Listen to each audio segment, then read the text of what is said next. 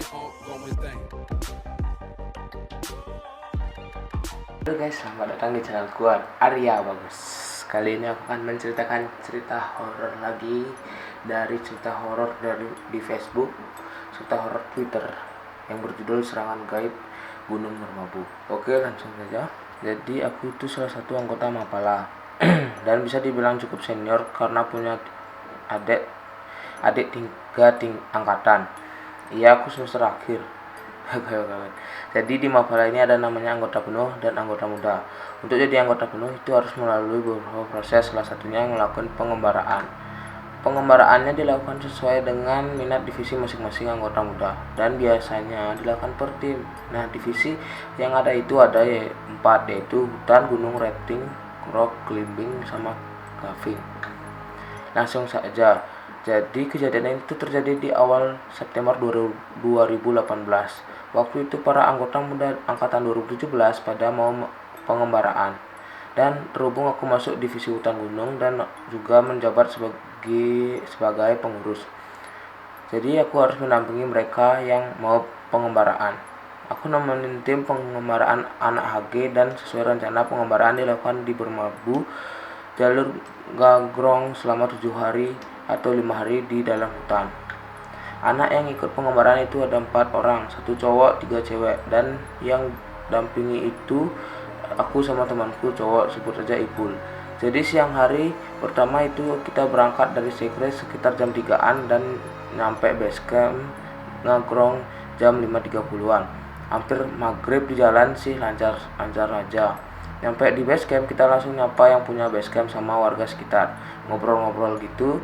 Kebetulan warga sana kerjaan pokoknya itu nanam tembakau buat rokok. Jadi si Ipul senang banget karena katanya itu surga buat dia dikelilingi tembakau. Jadi yang nemenin warga itu cuma Ipul sama juniorku. Yang cowok namanya Asa. Sedangkan yang cewek-cewek sholat terus dilanjut ngobrol sama ibu-ibu yang punya base camp sambil masak. Waktu nyampe base camp aku udah ngerasa gak enak, kayak ada yang perhatiin gitu, tapi gak berani ngomong karena gak mau juniorku ketakutan, jadi diam aja. Bener aja dong, waktu keliling base camp aku ngeliat ada 2 topeng serem banget. Pernah lihat sih kayaknya di rumah orang Jawa yang sering naruh topeng begituan. Tapi pas aku liatin matanya ngikutin aku gitu. Awalnya sih aku biasa aja, mungkin cuma halu aja. Terus aku ngerapin karir sambil nyari alat mandi kan, sambil ngeluarin jajanan. Nah itu padahal aku posisinya di samping topengnya. Pas aku liatin topengnya, bulatan hitam matanya jadi di pinggir mata, seolah-olah lagi liatin aku. Berusaha berani, aku cuma diam aja, terus langsung ke dapur nemenin juniorku pada masak. Terus lanjut mandi, skip. Setelah mandi aku langsung sholat isya. Aku sholatnya kayak di depan gitu, gak tahu bahasa Jawanya apa, pokoknya kayak tempat kasur. Setelah sholat si Ipul nyamperin kan mau diskusi tentang plotting jalur sama titik yang harus juniorku cari. Pas aku lagi ngitung koordinat yang bakalan dicari si Ipul nyeletuk, "Yul, kayaknya bakalan ada kejadian." Aku paham maksudnya, kejadian itu kejadian yang berhubungan sama makhluk yang beda dunia. Aku cuma ketawa aja terus bilang, "Ya udahlah, diam aja, ntar mereka pada takut." Mereka itu maksudku juniorku. Jadi si Ipul ini orangnya pekaan sama hal begituan, sama kayak aku. Tapi kami berdua jarang diliatin sih, cuma bisa ngerasain gitu. Tapi lebih seringan Ipul yang diliatin sih, hehehe. Setelah dapatkan koordinatnya, kita makan bareng terus briefing buat besok. Karena kami cuma pendamping, jadi cuma dengerin rencana mereka aja. Soalnya kami nggak boleh memberi arahan kecuali udah urgent. Tugas kami berdua cuma nemenin aja, bahkan logistik kami bedakan. Setelah briefing kita semua packing terus pada lanjut tidur. Yang lain pada tidur di depan tempat sholat tadi, sedangkan aku tidur di sofa. Posisi sofanya itu di belakang topeng tadi yang ngeliatin. Tapi di depan topeng tadi ada topeng satu lagi, jadi kalau dari sofa kelihatan jelas. Kira-kira gini posisinya kalau jelek, magar bikin yang bagus karena lagi mati listrik. Ternyata posisi sofanya salah. Jadi sofanya nempel di dinding yang dekat pintu. Jadi kalau selonjoran di sofa yang nempel dinding membentuk garis lurus sama topeng 2. Maaf ya, mager gambar ulang. Jadi Yang lain udah pada tepar tuh, soalnya sebelum berangkat pada sibuk belanja, packing, ngurusin perizinan sana sini. Dan aku nggak bisa tidur, merasa ada yang liatin. Terutama karena ada topeng dua tadi. Karena udah nggak sanggup lagi dan pengen tidur, terus aku langsung ke kamar mandi. Nah, kalau ke kamar mandi itu harus ngelewatin dapur dan aku berusaha sok berani. Karena kalau kita berani justru mereka itu nggak bakalan ganggu. Aku langsung ambil wudhu, terus kembali lagi ke sofa, baca Al-Quran di HP, lupa surat apa. Soalnya ngelanjutin surat yang kubaca di hari sebelumnya. Setelah itu baru bisa tidur kan. Waktu tidur aku ngerasa hangat, nyenyak banget tidur. Padahal di sana tuh dingin banget. Sebelum tidur aku pakai jaket, pakai sleeping bag, tetap aja kedinginan, sampai pakai sarung tangan tetap aja dingin. Tapi waktu aku tidur itu hangat dan tidurku benar-benar nyenyak. Padahal biasanya kalau kedinginan tidur nggak bakalan nyenyak. Dan sekitar jam setengah satuan, aku kayak ada yang bangunin, kayak ada suara lembut banget, nggak tahu itu suara cowok atau cewek panggil-panggil namaku, nyuruh bangun. Aku kebangun kan, tapi masih mager gerak, jadi masih baring aja di sofa. Terus aku ketiduran lagi dan aku dibangunin lagi dengan suara yang sama dan nyuruh sholat.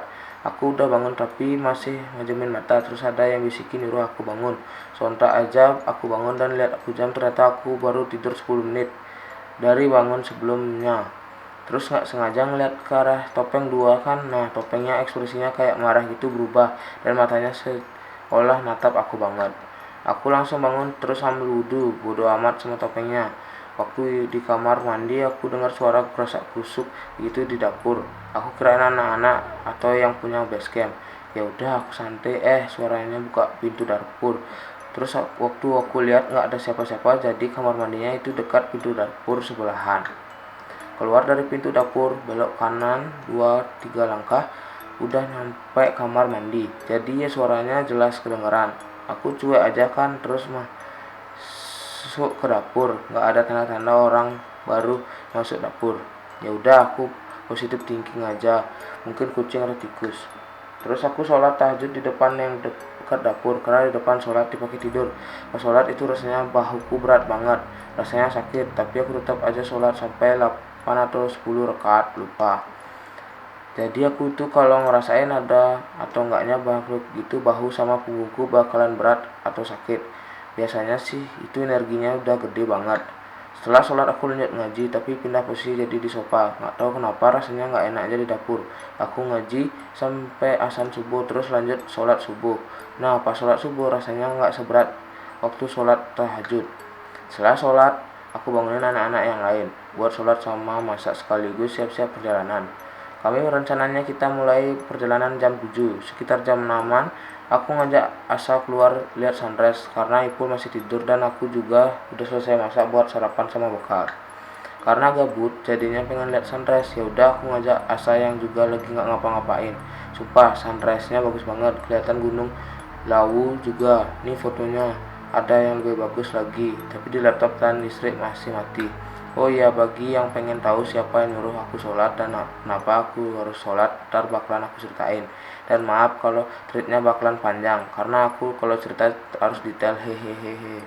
Aku sama Asa semua keluar sekitar 15 menit, terus balik lagi. Dan ternyata juniorku yang cewek-cewek udah selesai masak, dan Ipul masih ngorok kencang banget. Dia baru bangun ketika aku nempelin nesting dingin ke mukanya dan dia langsung duduk karena kaget. Wek. Setelah Ipul cuci muka, kita sarapan, terus lanjut packing dan baru berangkat sekitar jam 8-an. Biasa jam Indonesia ngaret.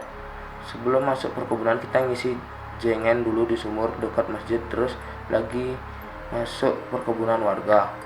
Setelah masuk perkebunan, lumayan agak jauh dan tempatnya agak terbuka gitu. Kita istirahat. Karena isi karir benar-benar berat dan masih full logistik.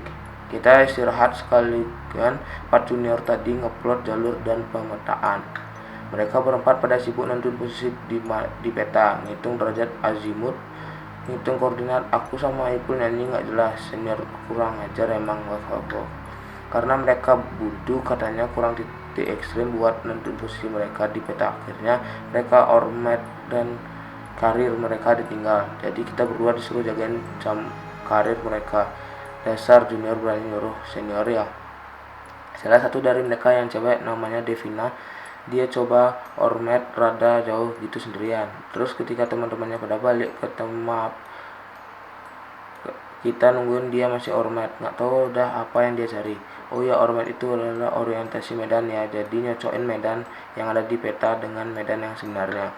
Terus nggak lama kemudian si Devina lari nyamperin kita sambil nunjukin muka ketakutan. Terus keingetan kayak abis lari 100 meter. Kita yang lagi nyantai duduk langsung kaget dan nanya ada apa. Terus dia ngedeketin aku sama Ipul. Dia lalu cerita katanya dia lihat ada orang tapi nggak jelas hitam gitu tapi cowok. Awalnya kayak teriak woi. Terus dia nyoba dari asal suara. Nah, waktu nyampe tiba-tiba ada sosok cowok itu lari di atas perbukitan kebun itu ke bawah dan larinya kencang banget ngalahin atlet. Dia masih ngira mungkin warga. Terus setelah sosok itu hilang, sosok itu ada lagi lewat dan masih lari kencang. Karena takut dia langsung lari nyamperin kita. Aku sama Ipul berusaha menenangin dan bilang itu mungkin warga. Kan warga udah biasa bolak-balik naik sini di sini. Meskipun kami bilang gitu tetap dia ketakutan. Akhirnya Ipul bikin lelucon gak jelas. Terus asa nyamber, akhirnya suasana cair ketawa dan si Devina melupakan kejadian itu sejenak. Bentar, ini listrik gak nyala woy dari maghrib tadi. Panas banget dan baterai HP tinggal 10%. Aku sendirian di kos dan suasananya gak enak banget. Ntar dilanjut lagi kalau listrik udah nyala atau gak besok pagi. Lanjut ya, setelah itu kita melanjutin perjalanan. Selama perjalanan biasa aja, nggak ada kejadian yang khusus. Sekitar jam 4-an kita memutuskan untuk buat camp skip. Setelah makan kita ngobrol di dekat perapian. Di situ Ipul nyeletuk, gimana Yul, di sini aman kan? 4 orang juniorku tadi langsung berhenti aktivitas karena mereka orangnya emang penakut. Aku yang melihat wajah pucat mereka nahan ketawa. Aman kok kalau di sini masih dikit. Yang rame itu punggungan sebelah aku sambil menunjuk punggungan sebelah dekat camp kita. Terus si Ipul bilang, iya sih di sini masih ramah-ramah, mungkin karena belum jauh dari perkebunan.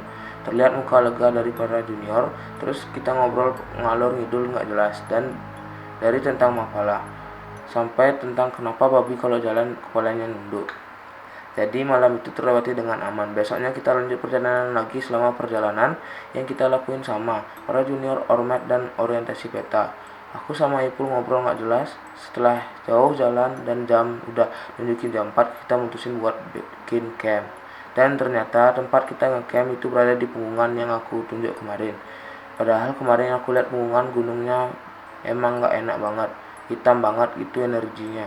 Terus aku nanya ke Ipul buat mastiin dan dia bilang iya sambil nyari tempat camp yang enak.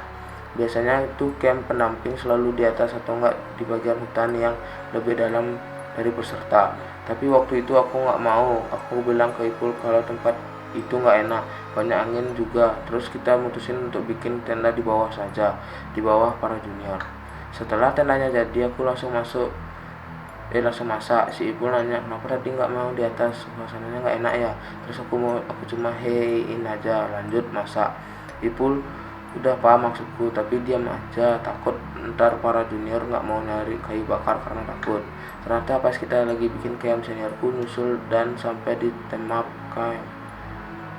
camp kami maghrib. Namanya Mas Anton, dia 2 tahun di atas aku sama Ipul. Ya udah, kita ngamatin para junior bikin bivak alam, perapian sama masak sebagai penilaian. Setelah isya kita makan, terus dilanjut briefing dan evaluasi. Setelah itu pembagian tugas jaga malam. Karena pendamping ada 3, jadi dibagi 1 orang 3 jam dari jam 9 sampai jam 6. Aku kebagian shift terakhir karena sekalian masak. Karena aku terakhir, jadi langsung masuk tenda mau tidur. Sedangkan Ipul Mas Anton masih ngobrol di perapian. Para junior nyari kayu bakar. Waktu mereka nyari kayu bakar dibagi 2 kelompok. Si Asa 1 kelompok sama Devina. Mereka berdua nyari kayu di tempat yang seharusnya jadi camp pendamping tadi. Nah pas itu Devina kebelet pipis, terus tak ditungguin Asa. Dan dia pun nyari spot buat pipis, tapi agak jauh dari Asa. Padahal udah dibilang buat gak jauh-jauh, tapi bandel. Terus gak lama kemudian dia teriak manggil Asa sambil lari nyamperin Asa. Asa heran terus nanyain kenapa, kata Devina. Ntar aja aku sertain masih lari dan ninggalin Asa. Dan refleks Asa jadi ikutan lari. Kita yang di tempat camp heran. Kami kira ada binatang buas atau apa. Setelah duduk dan ngatur nafas, Devina cerita kalau dia pipis itu udah izin, soalnya dia ingat pesanku sebelum berangkat kalau mau pipis atau BAB di hutan harus permisi dulu, dan dia lakuin. Tapi pas pipis headlampnya nggak dimatiin dan dia nyentuhin ke sekitar. Dia lihat ke depan belakang, noleh kanan terus noleh kiri, dan dia lihat ada anak kecil rambutnya gimbal, badannya hitam, matanya juga hitam, lagi ketawa kayak ngeledekin dia, giginya kelihatan. Terus dia langsung menyudahi pipisnya dan dibersihin terus lari ke arah Asa. Kelihatan banget dari muka Devina dia ketakutan. Aku yang dia awalnya pengen tidur nggak jadi dan duduk lagi di perapian karena dengar mereka lari-larian. Si Devina makin ketakutan karena Ipul sama Mas Anton malah nambah nakutin Devina. Akhirnya aku kasih dia minum terus menangin dia sambil bilang udah nggak apa-apa, dia nggak ganggu, dia cuma mau kenalan. Terus temennya yang cewek namanya Wahyu nyeletuk, "Dad, kok kamu sial sih? Dari kemarin yang kena kamu mulu, ayo lo." Si Devina makin takut, malah makin diledekin sama yang lain. Awalnya masih aku tenangin, tapi ledekan mereka makin jadi-jadi. Akhirnya aku bodo amat dan lanjut tidur di tenda. Dan aku lihat dari tenda takutnya Devina hilang sendiri karena ketawa dengerin leluconnya Asa. Skip. Besoknya kita lanjut perjalanan lagi. Lumayan jauh dan hutannya makin lebat, dan emang kelihatan kalau wilayah ini jarang dilewatin pendaki karena emang jalur ini udah ditutup oleh KPH dan nggak digunain lagi. Makanya jalur ini katanya lebih seram dari jalur lainnya. Karena para junior nggak boleh ngikutin jalur, jadinya kami melipir ke hutan. Waktu makan siang setelah jam satuan, kita istirahat di lembah antar dua pengumuman itu. Kayaknya sih bekas sungai, tapi udah kering. Di tempat kita istirahat itu ada rumpun bambu. Di rumpun itu suasananya nggak enak banget, tapi aku sama Ibu berusaha biasa aja. Setelah makan siang, si Ibu nanya, "Kalian ngupload sungai di mana?" Terus mereka jawab, "Seharusnya di sini mas, tapi nggak ada, cuma lembah aja." Si Ibu ngasih tahu mereka buat nanti nyari air, sumber air. Terus si Asa bilang, "Ini udah jam 2 mas, kita kan mau bikin para atau mirip rumah pohon, takutnya kalau nyari sumber air lagi nggak cukup waktunya, dan jerigen kita masih 2 penuh, cukup buat malam ini." Terus Ipul jawab, "Ya udah terserah kalian." Terus Ipul nyamperin aku, "Yul, kayaknya kita harus nyari sumber air toh, masih jam 2. Kita bikin tenda dekat kan bentar." Aku yain aja, dan kita berdua ngeliat peta dan nyari di mana kemungkinan ada sungai, dan ternyata ada di lembah satunya, harus ngelewatin punggungan sebelah kita. Aku bilang ke Ipul, "Punggungannya nggak enakin, cari tempat lain aja." Tapi Ipul nggak mau karena sumber yang lain itu jauh. Akhirnya aku ngikut aja. Waktu para junior naik ke punggungan yang kanan dari tempat kita istirahat, kita melipir ke punggungan yang sebelah kiri buat nyari air. Kalau mau ke punggungan itu harus ngelewatin rumpun bambu dan rumput gajah kering. Waktu ngelewatin bambu rasanya dingin banget, padahal itu siang dan bikin pusing juga.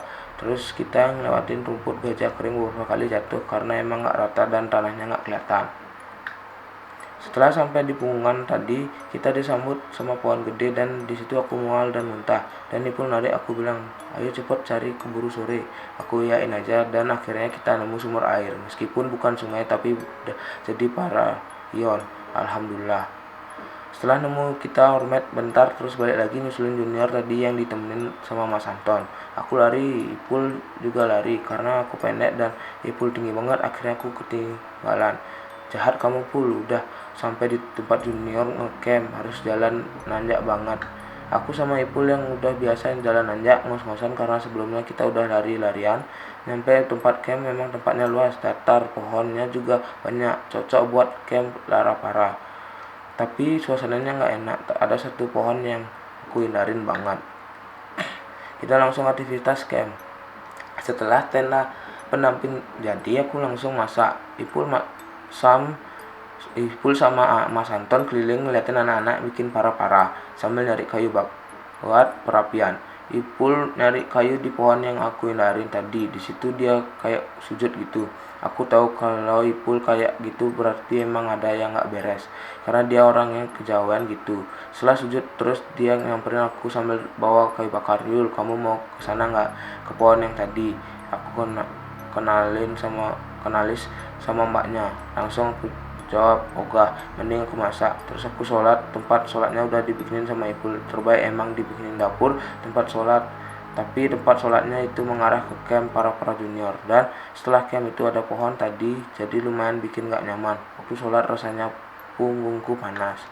Terus pundak juga berat sekali. Setelah sholat aku ngawasin junior bikin camp, terus bantuin bikin perapian, terus dilanjut makan malam, eval briefing. Setelah itu biasa anak-anak nyari kayu bakar buat perapian. Aku disuruh tidur sama Mas Anton tapi nggak mau karena masih pengen menghangatkan badan. Dan perapiannya jauh dari tenda pendamping. Waktu itu si Asa sama Wahyu yang nyari kayu dan mereka nyari kayu di dekat pohon tadi. Lumayan lama mereka nyari karena harus motong pohon kering yang lumayan gede di samping pohon tadi. Terus setelah dapat kayunya mereka lari ke arah kita yang lagi ngobrol masalah hati di depan perapian. Waktu mereka ditanyain kenapa, mereka bilang nggak apa-apa, padahal kelihatan banget kalau mereka ketakutan karena aku sama Mas Anton tahu ada yang nggak beres, langsung ngalihin pembicaraan. Besok paginya kita nggak jalan, kita ngecamp statis.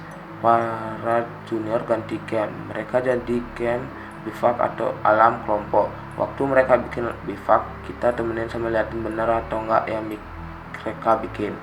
Pas itu si Asad cerita kalau tadi malam waktu dia nyari kayu, dia sama Wahyu diketawain sama mbak-mbak di pohon sana, dan katanya mbaknya muterin mereka sambil ketawa-ketawa. Lama banget, sekitar 10 menitan. Awalnya mereka biasa saja, terus motong kayu. Tiba-tiba ada yang ketawa, mereka berdua masih diam, mungkin salah dengar. Terus ada yang ketawa lagi. Si Hasan nyutuk sama motong kayu. Wahyu, jangan tidur ya, kayunya keras banget.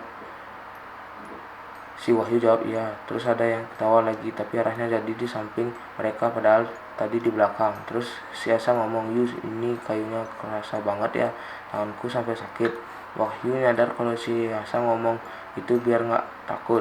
Terus ketawanya makin kencang kayak muterin mereka. Terus si Hasan ngomong, itu suara tikus mungkin. Ya, tikusnya lagi senang makanya ketawa. Ya kali tikus ketawa seriang itu. Si Wahyu cuma nyain aja. Asa pengen langsung kabur tapi dia ingat kalau ditantang sama Ipul buat motong kayu itu kurang ajar Ipul kerjain juniornya, padahal dia tahu di situ ada mbak-mbak. Setelah dapat kayunya, si Wahyu langsung pergi bawa kayu kecil dan ninggalin Asa. Asa cuma bisa teriak minta tungguin dan suara ketawanya masih ada, tapi Wahyu tidak peduli, tetap ninggalin Asa dengan kayu gede. Akhirnya Asa berusaha nyeret kayu yang gedenya kayak tiang listrik. Ipul malah ketawa dengar ceritanya si Asa, kurang ajar emang. Dan dia bilang, oh alah di situ ada tikusnya, tikus gondrong Sa. Tikusnya emang suka ketawa. Dalam hati aku ngumpat, kampret emang, juniornya menakut malah dikerjain. Terus dia maksa aku buat ke pohon itu lagi, katanya mau dikenalin. Aku langsung teriak ogah dan lari ke dapur. Karena gabut, akhirnya aku bikin kentang goreng sama coklat panas. Dan berhubung bivak alam mereka jadi, mereka langsung nyari air dan sama bahan makanan karena jadwal hari ini mereka survival. Jadi nyari makanan yang bisa dimakan di hutan. Sedangkan Ipul dan Mas Anton nyari air. Ipul sama Mas Anton gak ngasih tahu ke anak-anak kalau ada air di pungungan sebelah.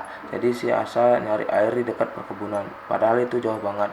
Dan si Devina sama Wahyu nyari bahan makanan. Dan satu lagi namanya Novita benerin bivak yang atapnya belum rapat biar gak bocor. Sedangkan aku masak buat sarapan sama makan siang. Ipul sama Mas Anton balik duluan, terus kita makan duluan. Gak lama kemudian Wahyu sama Devina balik. Waktu nyampe di tempat camp, Wahyu nanya, Mas Anton, karirmu warna merah kan ya? Kamu juga pakai baju merah kan? Iya, kenapa Mas? Jawab Mas Anton. Tadi kamu ngapain ke punggungan sebelah Mas sendirian bawa karir lagi? Loh, kita bertiga kaget saling lihat-lihatan. Perasaan Mas Anton ngambil air nggak bawa karir dan dia bareng Ipul. Kamu yakin lihat aku? Mas Anton nanya lagi. Lah, terus kalau bukan kamu siapa? Kan nggak ada pendaki lain di sini pakai baju dan karir merah. Terus mereka juga kata KPH-nya di sini bukan jalur pendakian. Dep, yang aku lihat Wahyu siapa? Yang dilihat Wahyu siapa? Aku dari tadi di sini kok nungguin Yuli masak, tapi aku ke punggungan sebelah sana pun bareng sama Ipul lah buat nyari air dan nggak bawa karir lah. Terus tadi yang aku lihat siapa? Masih Wahyu malah nanya, ya mana kita tahu, kan kita nggak lihat. Sempat hening sejenak. Terus si Asa datang sama ngos-ngosan karena nyari air biar suasananya cair. Si Ipul ngeledekin Asa.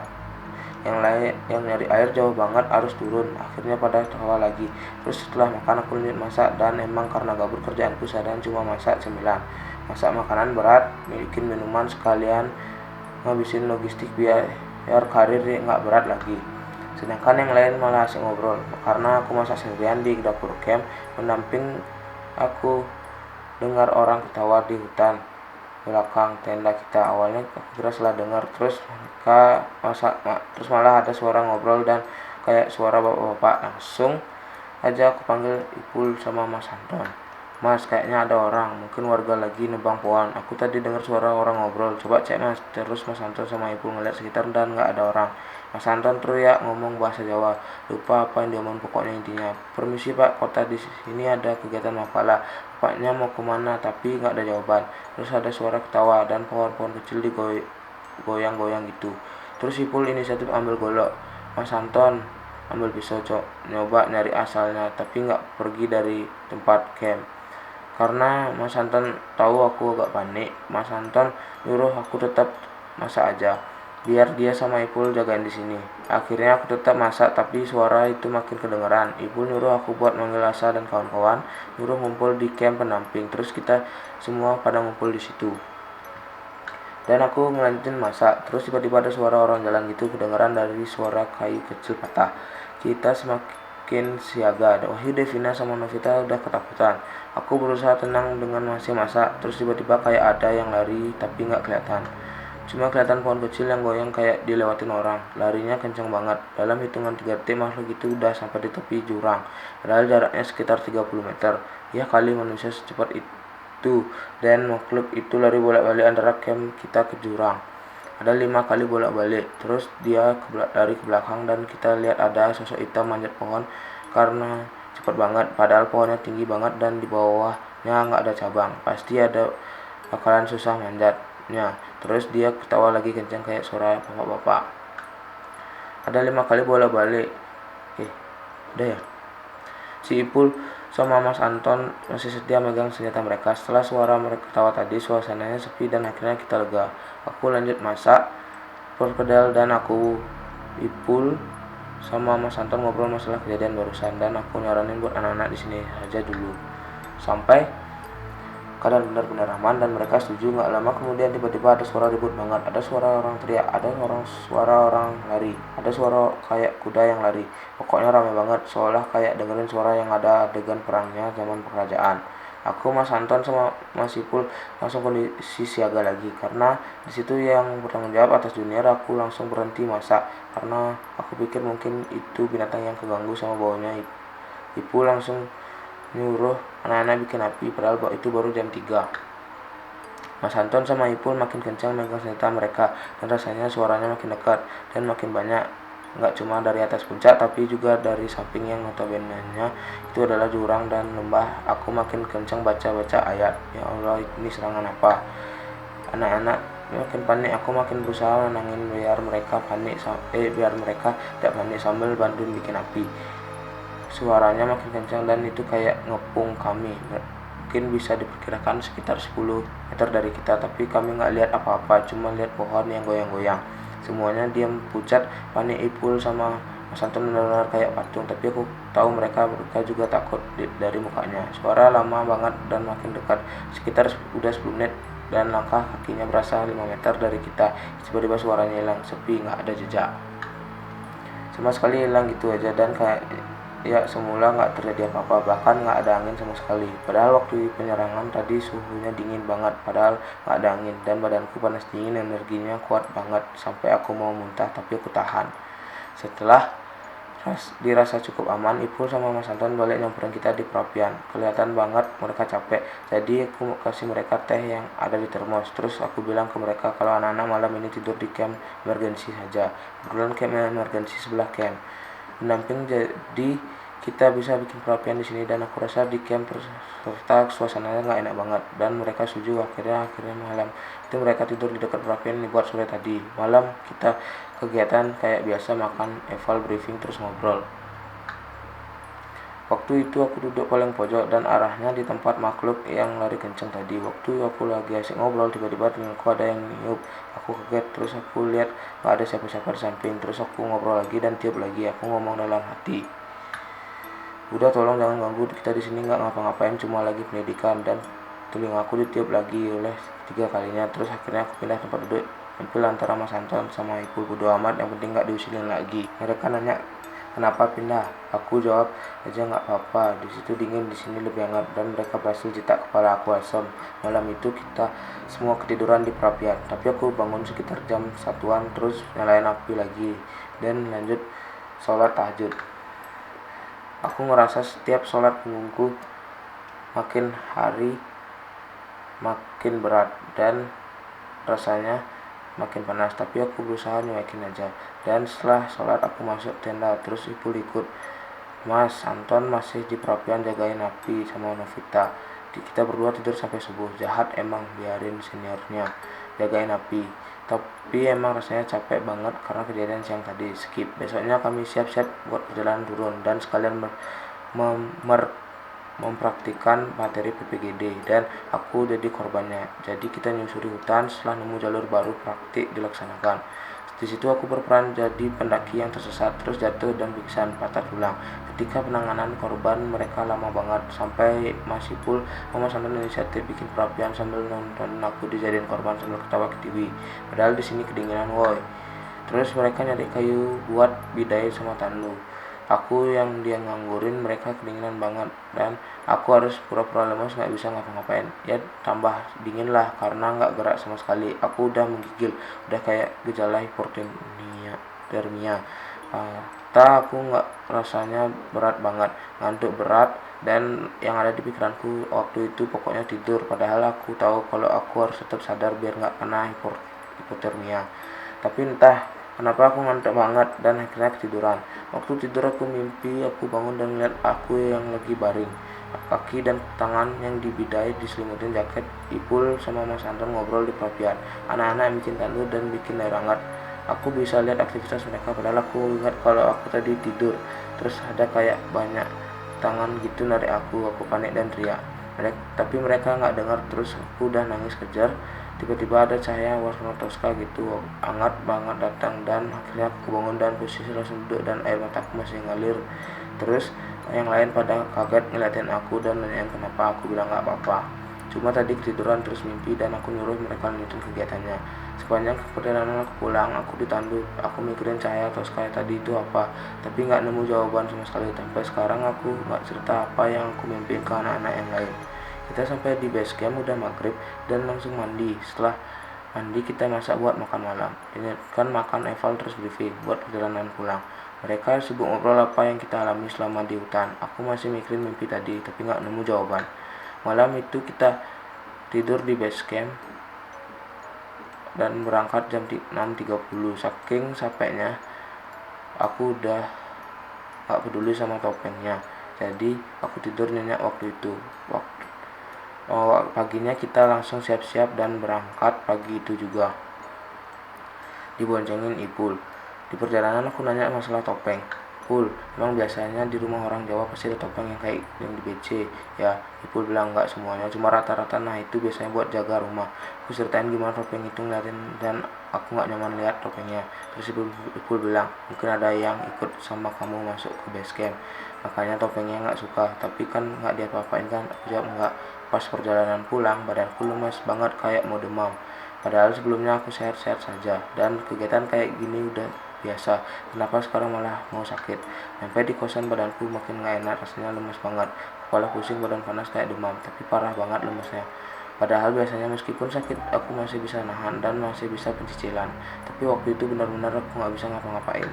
Besoknya aku telepon sama temanku, dan kebetulan dia anaknya indigo gitu, dan dia punya teman jin gitulah. Aku juga kurang paham. Terus aku ceritain apa yang terjadi, dan sekarang aku sakit detail banget, dan dia dengerin tanpa ada sanggahan maupun nanya. Setelah selesai cerita, dia nanya waktu mau berangkat selama perjalanan punggungmu berat nggak? Aku jawab iya. Terus dia bilang kalau aku sebenarnya waktu itu ada yang jagain, sejenis jin muslim. Dia jagain aku dari berangkat sampai pulang, makanya cuma aku sendiri yang nggak digangguin kayak anak-anak yang lain.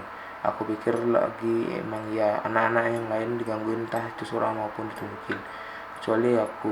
Dan satu-satunya kejadian yang pas serangan siang itu, dan itu pun makhluk sana nggak jadi nyerang karena ada aku di situ. Dan mereka yang digangguin itu rata-rata ngalaminnya pas jauh dari aku. Jadi pas mereka dekat mereka nggak gangguin sama sekali. Tapi karena energinya terlalu gede, tubuhku nggak kuat, apalagi kondisiku lagi capek, jadi makanya aku malah jadi sakit. Tapi berkat beliau itu kita semua selamat. Aku antara percaya atau enggak, tapi emang yang diomongin sama dia benar semua. Punggungku yang berat terus panas lagi, apalagi waktu sholat, dan emang ya uang anak-anak doang digangguin, itu pasti posisinya jauh dari aku, dan cuma aku sendirian yang belum pernah digangguin. Makanya topeng yang di basecamp gak suka karena aku bawa masuk orang lain, dan yang bangun aku pas tidur malam buat sholat itu juga makhluk yang jagain itu, katanya biar aku gak diganggu, dan yang nyiap telingaku juga beliau. Karena emang posisi dudukku emang gak aman, jadi biar aku pindah tempat. Dan yang terakhir tentang mimpi itu, sebenarnya aku mau dibawa makhluk di gunung itu, tapi ditolongin sama beliau. Jadi cahaya Tosca itu perwujudan beliau. Aku cuma mengiyakan aja karena masih gak percaya. Tapi dari situ aku ngerti kalau dimanapun sebenarnya kita nggak sendiri, masih ada makhluk yang nggak bisa kita lihat, dan kita nggak boleh takut. Dimanapun kita diciptain sempurna, dan harus memperkuat iman, terutama perbanyak sholat, zikir, sholawat, biar selalu dilindungi oleh Allah. Karena Allah punya banyak cara buat melindungi kita, dan bisa juga melalui perantara, entah itu manusia, binatang, tumbuhan, malaikat, maupun jin sekalipun. Tapi tetap harus minta pertolongan dan berserah diri pada Allah, jangan bergantung sama makhluk lain, karena itu musyrik. Sampai sini aja tweetnya, makasih yang udah sempetin baca yang bosenin dan banyak salahnya ini, dan aku sadar bahasanya nggak bagus dan banyak tipu sama abangan. Selesai. Ini dia fotonya. Oke guys, cukup sekian video kali ini. Jangan lupa di like, comment, and subscribe channel ini. Oke, dadah.